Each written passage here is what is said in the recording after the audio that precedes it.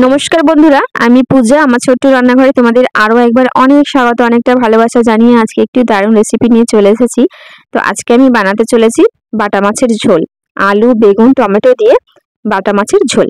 আর এই শীতকালে এরকম হালকা পাতলা ঝোল কিন্তু খেতে দারুণ লাগে।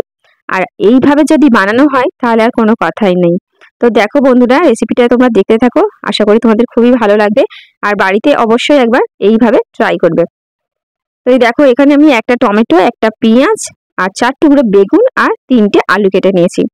এবার কড়ার মধ্যে আমি আলুগুলো দিয়ে দিচ্ছি।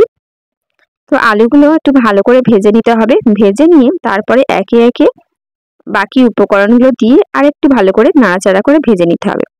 তো বন্ধুরা, আমার ভিডিও চলাকালীন তোমাদের কাছে আমার একটাই অনুরোধ, আমার এই রেসিপিটা যদি তোমাদের ভালো লাগে তাহলে অবশ্যই লাইক, কমেন্ট, শেয়ার করে দিও।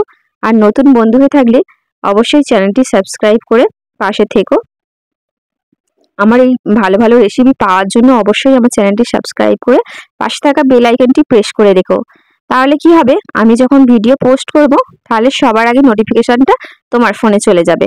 তো দেখতে থাকো। এখানে আমি আলুটা ভেজে নিয়েছি, তারপরে পেঁয়াজ, টমেটো, বেগুন সব একসঙ্গে দিয়ে দিয়েছি। তো বেগুনটা দেখতেই পাচ্ছ হালকা ভাজা হয়ে গেছে, আর পেঁয়াজগুলোও ভাজা হয়ে গেছে। তো এবার আমি মশলাটা দিয়ে দিলাম। তো এখানে আমি আদা আর জিরে বাটা দিয়েছি। আমি কিন্তু রসুন ব্যবহার করিনি। রসুন ব্যবহার করলে কিন্তু মাছের ঝোলে গন্ধ করে। তো সেই জন্য আমি রসুনটা ব্যবহার করিনি। আর এখানে আমি প্রয়োজন মতো নুন দিয়ে দিলাম। তো এবার আমি হলুদ গুঁড়ো দেবো প্রয়োজন মতো, যতটা প্রয়োজন আর কি। তো দেখতেই পাচ্ছ, এবার আমি লঙ্কা গুঁড়ো দিয়ে দেবো। তো অল্পই লঙ্কা গুঁড়ো দিলাম, কারণ লঙ্কা গুঁড়ো আমি বেশি খাই না। বেশি ঝাল খেলে আমি আমার গ্যাসের প্রবলেম, তো সেই জন্য আমি বেশি ঝাল খাই না। সামান্য একটু ঝাল দিলাম। তোমাদের যে যে যেরকম ঝাল খাও সেরকম দিতেই পারো। তো দেখতে পাচ্ছ আমি জল দিয়ে দিয়েছি অল্প।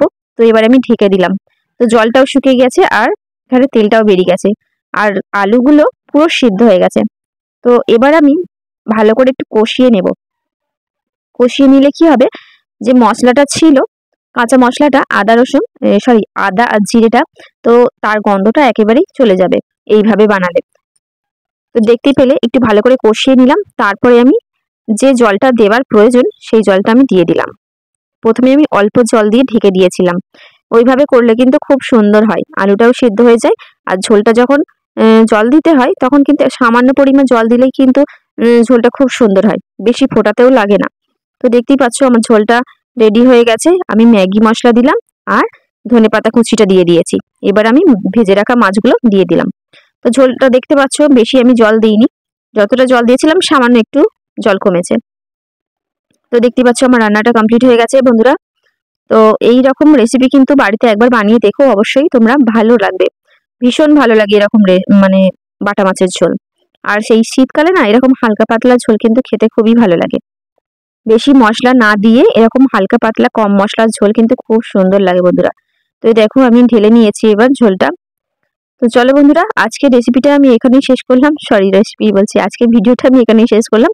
তোমরা সবাই খুব ভালো থেকো, সুস্থ থেকো আর সাবধানে থেকো। আর আমার ভালোবেসে আমার পাশে থেকো। ঠিক আছে, সবাই ভালো থেকো, টাটা।